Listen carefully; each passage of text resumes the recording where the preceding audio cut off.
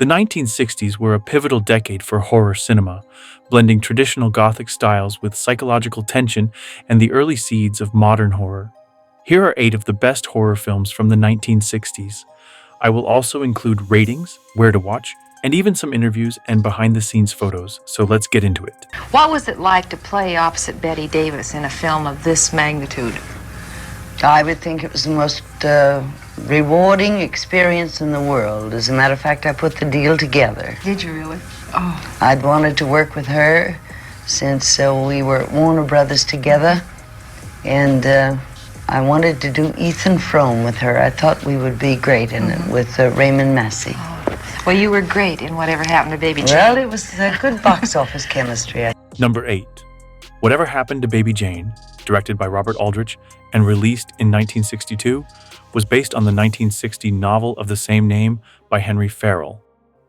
The film tells the story of 2 aging sisters, Baby Jane Hudson, played by Betty Davis, a former child star of vaudeville, and Blanche Hudson, played by Joan Crawford, a once famous film actress confined to a wheelchair following a mysterious car accident. The two live together in a decaying Hollywood mansion where Jane, embittered and mentally unstable, torments her physically disabled sister. As Jane spirals deeper into madness and delusion, the line between caregiver and captor is horrifyingly erased. Betty Davis, as Baby Jane, is nothing short of iconic. She crafts a grotesque figure, pale-faced with caked makeup and ringlets, a twisted caricature of her former child star self. Davis fearlessly leans into Jane's cruelty and pathos, showing both the monster and the tragic soul beneath. Joan Crawford, as Blanche, offers a more restrained performance, but it's no less compelling. She brings dignity and nuance to a character who, while victimized, is not without her own secrets and complexities. Whatever Happened to Baby Jane was a commercial and critical success upon release and was nominated for 5 Academy Awards. Anchored by powerhouse performances from Betty Davis and Joan Crawford, the film remains a towering classic in both the horror and psychological thriller genres. In her memoir, This and That, Betty Davis revealed that the film was initially slated to be shot in color, but she opposed the decision, arguing that vibrant visuals would just make a sad story look pretty. Davis also shared that she had significant influence over her character's makeup. She imagined the older Jane as someone who would never wash her face, but would instead put on another layer of makeup. It was wonderful. It was successful because it was a woman's picture. The first one for a very long time that made any money. But of course, my favorite story is when my oldest daughter saw me in the Jane makeup, etc., etc. She said, "Mother, now I must tell you something. You have gone too far." Listen to those lovebirds. Mitch.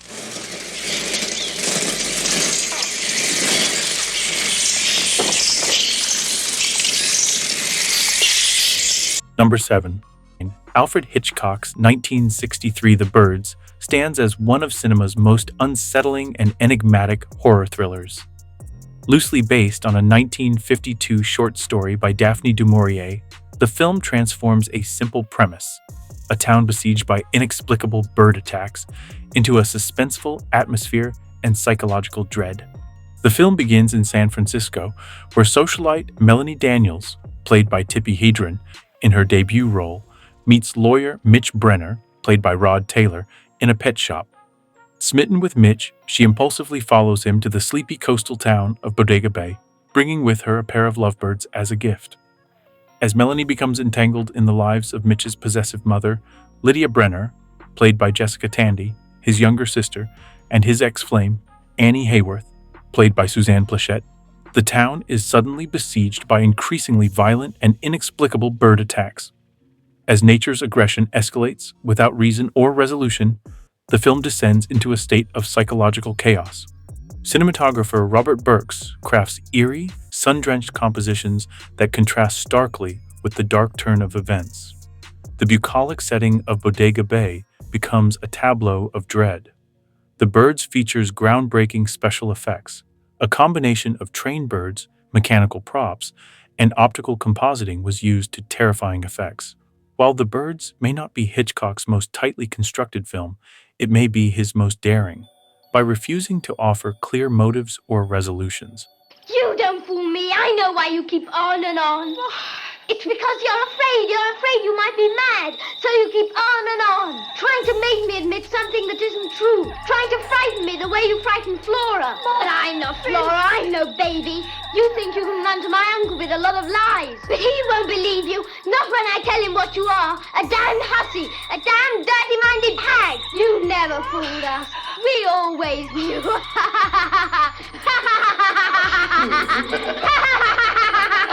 Number 6.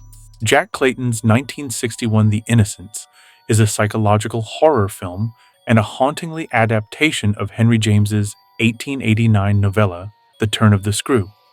Set in Victorian England, the film follows Miss Giddens, played by Deborah Kerr, a deeply devout and inexperienced governess hired by a wealthy but detached uncle, played by Michael Redgrave, to care for his orphaned niece and nephew, Flora and Miles, at a sprawling country estate named Bly. Once at the estate, she forges a friendship with Mrs. Gross, the housekeeper. Shortly after her arrival, Miss Giddens becomes increasingly disturbed by the children's strange behavior and uncovers the sordid past of 2 deceased servants. Miss Jessel, played by Clyde Jessup, the previous governess, and Peter Quint, played by Peter Wingard, a valet. Convinced that the children are being haunted, or even possessed by the lingering spirits of these 2 figures, Miss Giddens becomes obsessed with saving them. But the film offers no concrete proof that the ghosts are real, raising a disquieting question. Is Miss Giddens protecting the children from supernatural evil, or is she imposing her own morals and hysteria on innocent minds? Kerr conveys a woman teetering on the edge of sanity, increasingly unable or unwilling to distinguish between reality and delusion.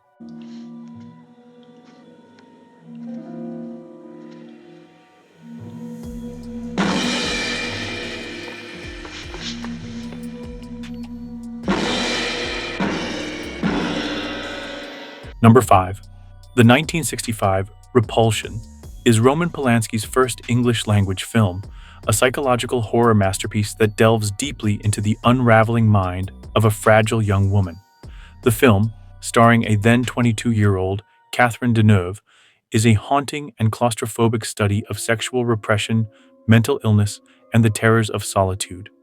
Shot in stark black and white and filmed mostly within a single apartment, Repulsion stands as a defining entry in both the psychological horror genre and Polanski's own thematic trilogy, followed by Rosemary's Baby and The Tenant. Deneuve plays Carole Ledoux, a Belgian manicurist living in London with her older sister Hélène, played by Yvonne Furneaux. Carole is a withdrawn, emotionally detached woman who exhibits signs of extreme discomfort around men and sexuality. When Hélène leaves for a holiday with her lover, Carole is left alone in their apartment, where her mental state begins to deteriorate. The film follows her descent into madness over the course of a few days, marked by hallucinations, paranoia, and eventually, acts of violence. As Carole isolates herself, the walls of her reality begin to close in, literally and figuratively. The apartment becomes a prison of her psyche. Cracks form in the walls, ghostly hands reach out to grope her, and the ticking of clocks and distant footsteps morph into unbearable cacophonies. The once safe domestic space transforms into a claustrophobic nightmare. Repulsion was a critical success upon its release and has only grown in stature over time, helping to solidify Polanski's international reputation. Polanski's direction and Deneuve's haunting performance combined to create a film that is as unsettling now as it was in 1965. It's not just a horror film, it's a chilling portrait of a mind undone by trauma, repression, and loneliness.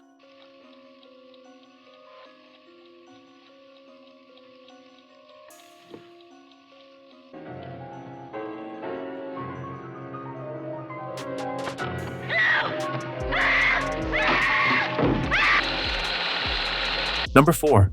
The 1960 Peeping Tom is a chilling British psychological thriller that shattered boundaries and reputations upon its release. Directed by Michael Powell, this film stands as a pioneering exploration of voyeurism, trauma, and the dark intersection of cinema and psychopathy. Initially reviled for its disturbing content and subversive themes, Peeping Tom has since been reappraised as a landmark work in the history of horror and film.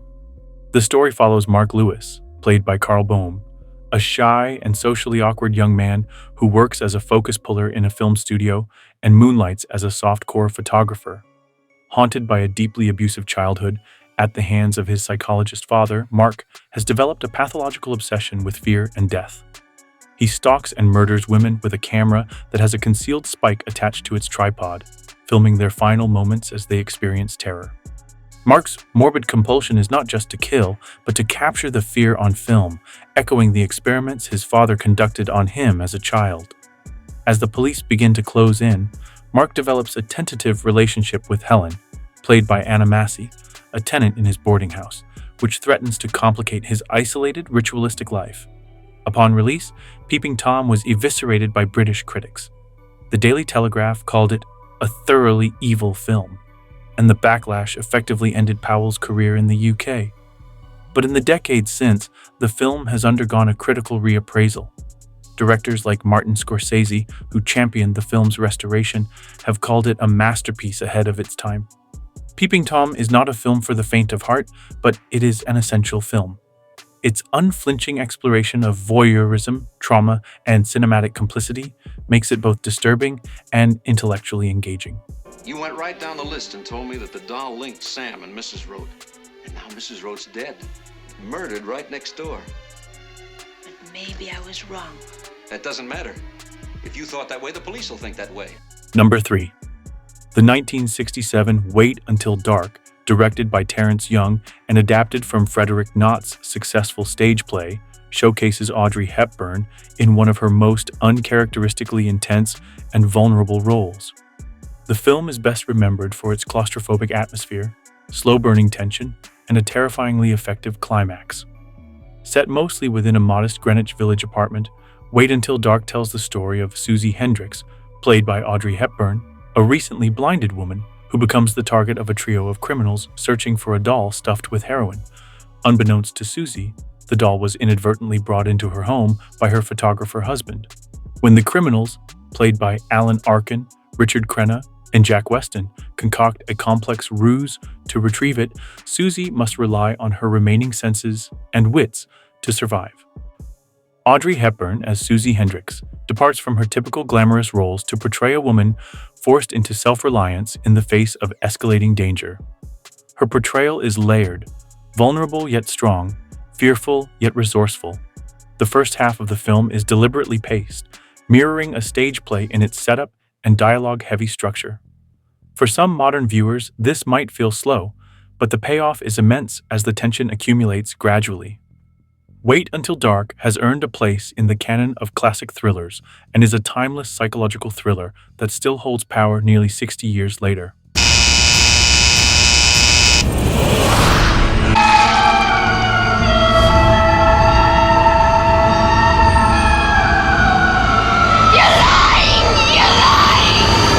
This is no dream. This is really happening. Number 2. Rosemary's Baby, based on Ira Levin's best-selling novel, is a landmark of psychological horror cinema and a defining film of 1960s American filmmaking. Directed by Roman Polanski in his American debut, the film is a slow-burn, paranoia-driven tale of a young woman's descent into terror as she begins to suspect a sinister plot surrounding her pregnancy. Set in a Gothic New York City apartment building, Rosemary's Baby follows Rosemary Woodhouse, played by Mia Farrow, a bright but naive young wife who moves into the Bramford building with her ambitious actor husband, Guy Woodhouse, played by John Cassavetes. The couple is quickly befriended by their eccentric, overly friendly neighbors, Minnie and Roman Castevet, played by Ruth Gordon and Sidney Blackmer. After a strange dream and a mysterious pregnancy, Rosemary begins to suspect that she is at the center of a sinister plot involving witchcraft, Satanism, and her unborn child.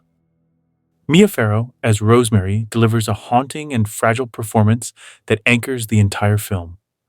Her transformation from a carefree young bride to a paranoid, physically and emotionally tormented woman is devastatingly real.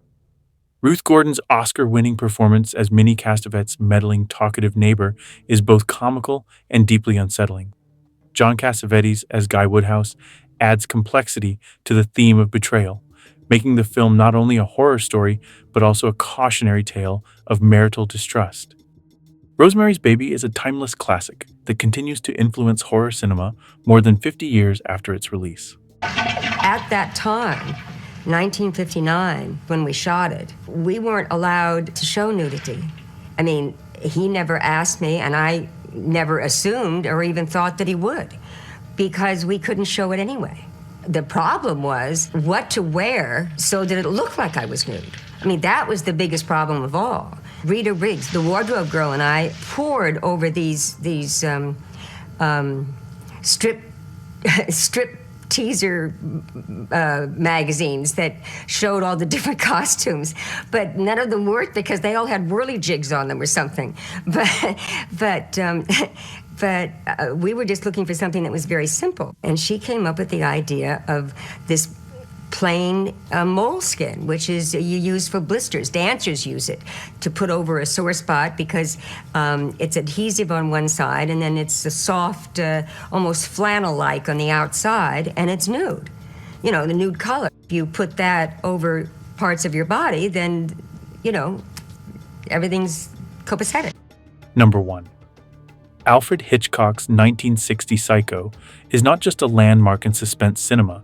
It is one of the most influential films ever made, with its stark black and white cinematography and one of the most shocking twists in film history.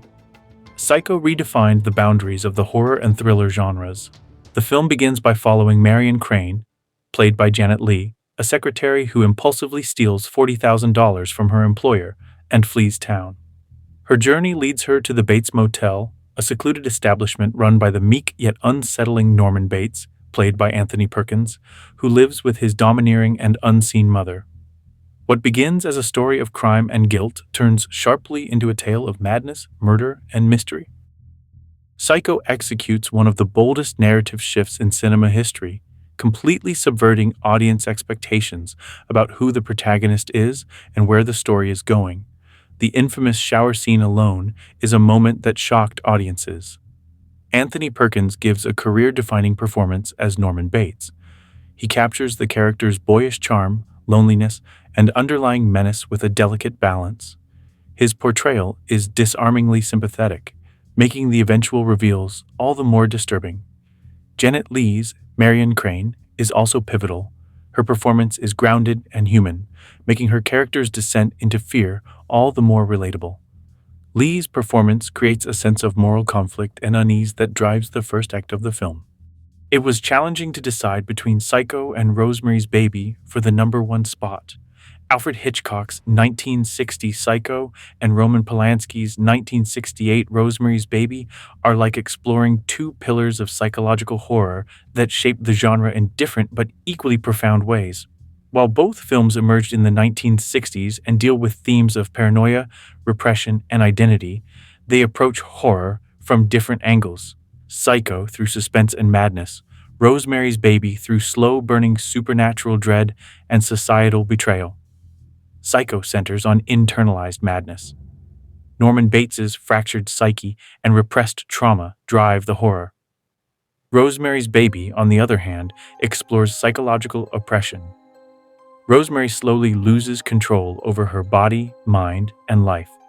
They're two sides of the same haunted coin, where fear lives not just in the dark, but in the mind. If you have a favorite that didn't appear here, feel free to share it in the comments. Thanks for watching.